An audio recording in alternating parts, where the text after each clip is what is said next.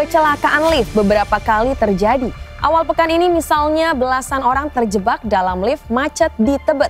Juga yang penyelidikannya masih berlangsung peristiwa wanita jatuh dari lift di Bandara Kuala Namu. Jangan ada panik.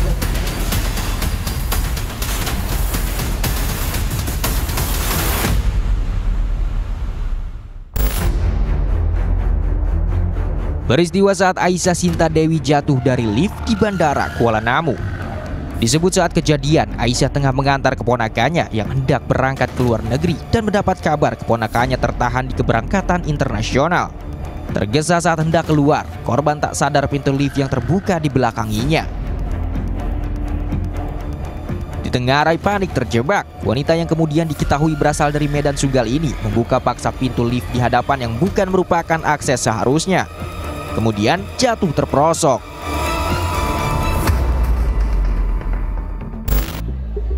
Peristiwa terjadi pada 24 April lalu sekitar pukul 8 malam. Jasad korban baru ditemukan dan dievakuasi Kamis 27 April. Jangan ada panik. Udara ada ya. Insiden lift juga terjadi di Gedung Pakuan Tower, Tebet, Jakarta Selatan pada Senin malam lalu. Belasan pekerja terjebak di dalamnya. Petugas terpaksa membuka pintu lift yang macet. Bahkan harus lewati lorong udara untuk mengevakuasi korban yang terjebak di salah satu lift yang berhenti di tengah-tengah jalur semestinya. Sejumlah pegawai terlihat panik bahkan sempat menangis ketika berhasil dievakuasi oleh petugas. Tidak ada korban jiwa dalam peristiwa ini. Seluruh korban hanya mengalami sesak napas karena shock atas kejadian yang dialaminya.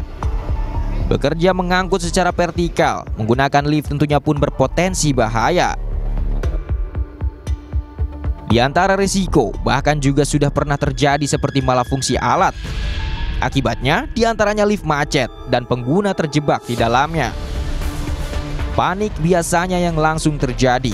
Faktanya, panik malah bisa memicu resiko lainnya. Jadi ketika seseorang terjebak di lift, itu secara umum di dalam lift itu sudah ada prosedur emergensinya.